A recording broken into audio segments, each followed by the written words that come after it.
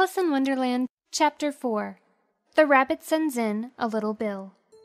It was the White Rabbit, trotting slowly back again, and looking anxiously about as it went, as if it had lost something, and she heard it muttering to itself, the Duchess, oh my dear paws, oh my fur and whiskers, she'll get me executed as sure as ferrets are ferrets. Where can I have dropped them, I wonder?" Alice guessed in a moment that it was looking for the fan and the pair of white kid gloves, and she very good-naturedly began hunting about for them. But they were nowhere to be seen. Everything seemed to have changed since her swim in the pool, and the great hall, the glass table, and the little door had vanished completely. Very soon the rabbit noticed Alice as she went hunting about, and called out to her in an angry tone, "Why, Marianne, what are you doing out here? Run home this moment and fetch me a pair of gloves and a fan. Quick now!"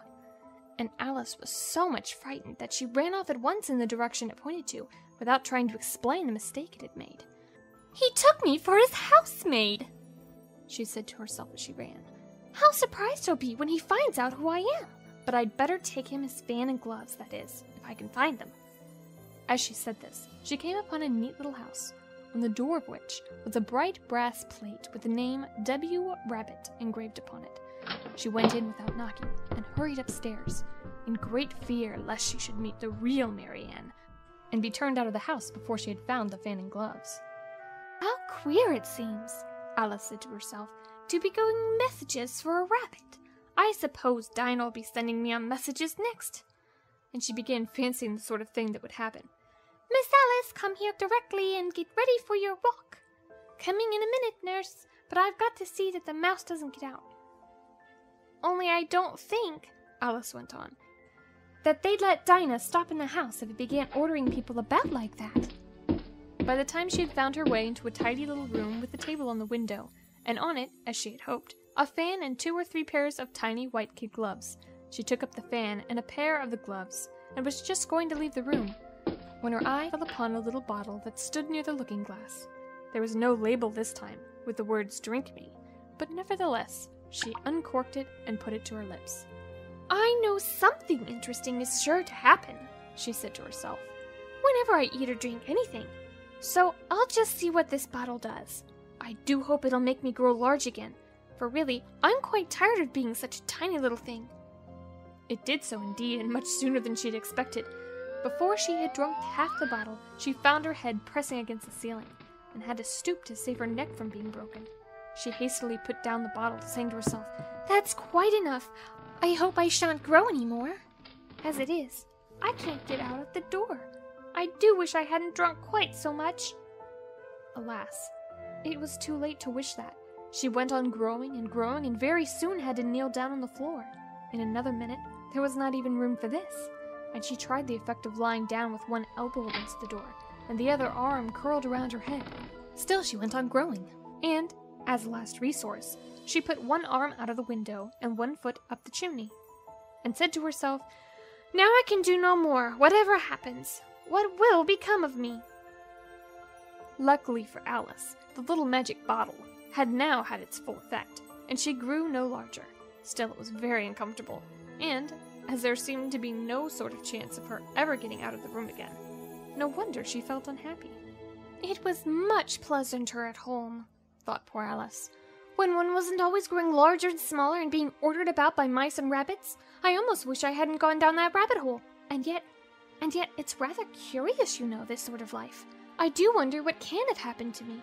When I used to read fairy tales, I fancied that kind of thing never happened, and now here I am in the middle of one.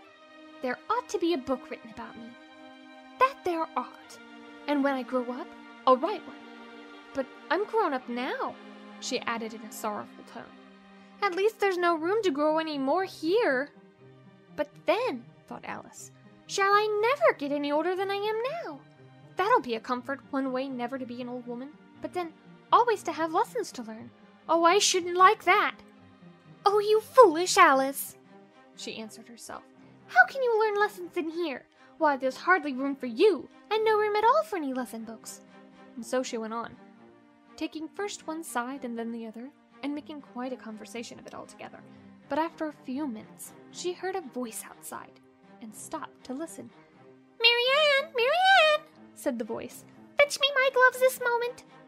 Then came a little pattering of feet on the stairs. Alice knew it was a rabbit coming to look for her. She trembled till she shook the house, quite forgetting that she was now about 1,000 times as large as the rabbit, and had no reason to be afraid of it. Presently, the rabbit came up to the door and tried to open it, but as the door opened inwards and Alice's elbow was pressed hard against it, that attempt proved a failure. Alice heard it say to itself, "Then I'll go round and get in at the window." "That you won't," thought Alice, and, after waiting till she fancied she heard the rabbit just under the window, she suddenly spread out her hand and made a snatch in the air. She did not get hold of anything, but she heard a little shriek and a fall and a crash of broken glass, from which she concluded that it was just possible it had fallen into a cucumber frame or something of the sort. Next came an angry voice, the rabbit's. "Pat, Pat, where are you?" And then a voice she had never heard before. "Then I'm here, digging for apples, Your Honor." "Digging for apples indeed," said the rabbit angrily. "Here, come and help me out of this." "Now tell me, Pat, what's that in the window?" "Sure, it's an arm, Your Honor." "An arm, you goose? Whoever saw one that size? Why, it fills the whole window." "Sure it does, Your Honor, but it's an arm for all that." "Well, it's got no business there, at any rate. Go and take it away." There was a long silence after this, and Alice could only hear whispers now and then, such as, "Sure, I don't like it, Your Honor, at all. Do as I tell you, you coward." And at last she spread out her hand again and made another snatch in the air. This time there were 2 little shrieks and more sounds of broken glass. "What a number of cucumber frames there must be," thought Alice. "I wonder what they'll do next. As for pulling me out of the window, I only wish they could. I'm sure I don't want to stay in here any longer." She waited for some time without hearing anything more. At last came a rumbling of little cartwheels, and the sound of a good many voices all talking together. She made out the words, "Where's the other ladder?" "Why, I hadn't to bring but one. Bill's got the other." "Bill, fetch it here, lad. Here, put 'em up at this corner. No, tie 'em together first. They don't reach half high enough yet." "Oh, well, they'll do well enough. Don't be particular. Here, Bill, catch hold of this rope. The roof there? Mind that loose slate. Oh, it's coming down. Heads below. Now who did that?" "It was Bill, I fancy. Who's to go down the chimney?" "Now, I shan't. You do it." "That I won't, then. Bill's to go down there. Here, Bill, the master says you're to go down the chimney."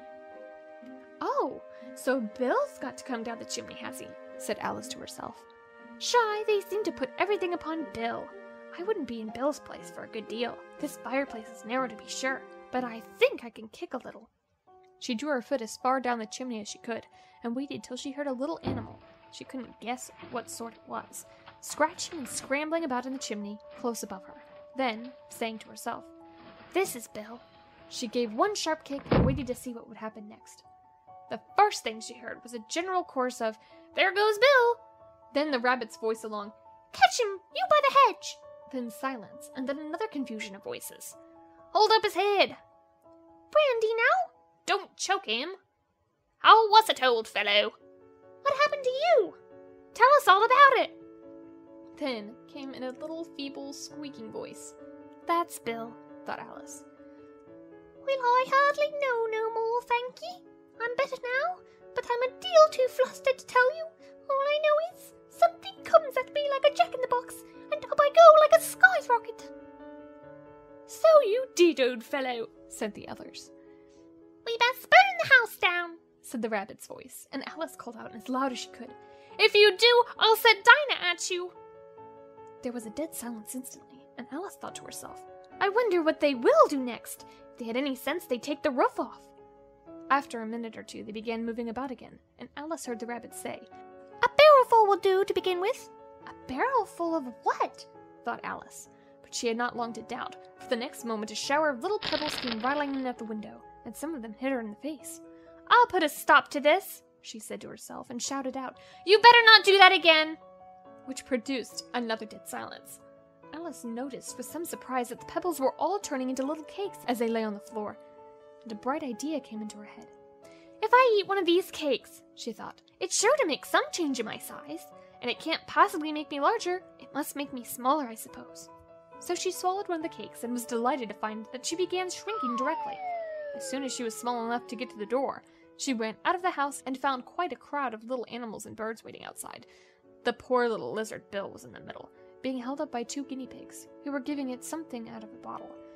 They all made a rush at Alice the moment she appeared, but she ran off as hard as she could, and soon found herself safe in a thick wood. "The first thing I've got to do," said Alice to herself as she wandered about the wood, "is to grow to my right size again, and the second thing is to find my way into that lovely garden. I think that will be the best plan." It sounded like an excellent plan, no doubt, and very neatly and simply arranged. The only difficulty was that she had not the smallest idea how to set about it, and while she was peering about anxiously among the trees, a little sharp bark just over her head made her look up in a great hurry. An enormous puppy was looking down at her with large round eyes, and feebly stretching out one paw, trying to touch her. "Poor little thing," said Alice in a coaxing tone, and she tried hard to whistle to it. She was terribly frightened all the time at the thought that it might be hungry, in which case it would be very likely to eat her up in spite of all her coaxing. Hardly knowing what she did, she picked up a little bit of stick and held it out to the puppy, whereupon the puppy jumped into the air off all its feet at once, with a yelp of delight, and rushed at the stick, and made believe to worry it. Then Alice dodged behind a great thistle to keep herself from being run over, and the moment she appeared on the other side, the puppy made another rush at the stick, and tumbled head over heels in its hurry to get hold of it. Then Alice, thinking it was very like having a game of play with a cart horse, and expecting every moment to be trampled under its feet, ran round the thistle again.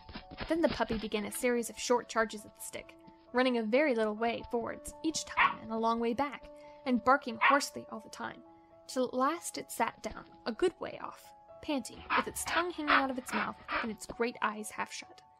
This seemed to Alice a good opportunity for making her escape, so she set off at once, and ran till she was quite tired and out of breath, until the puppy's bark sounded quite faint in the distance.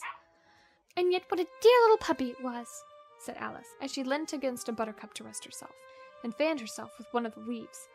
"I should have liked teaching it tricks very much, if I'd only been the right size to do it. Oh dear, I've nearly forgotten that I've got to grow up again. Let me see, how is it to be managed?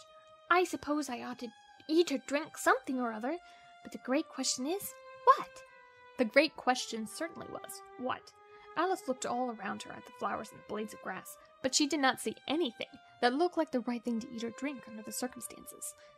There was a large mushroom about the same size as herself, and when she had looked under it, and on both sides of it, and behind it, it occurred to her that she might as well look and see what was on top of it. She stretched herself up on tiptoe, and peeped over the edge of the mushroom, and her eyes immediately met those of a large caterpillar that was sitting on the top, with its arms folded, quietly smoking a long hookah, and taking not the smallest notice of her, or of anything else. Alice in Wonderland has been read by April Sadowski. Alice in Wonderland is a production of Nether Audio. For a free companion PDF of Alice in Wonderland, visit us online at www.nether.us for Out of This World audio.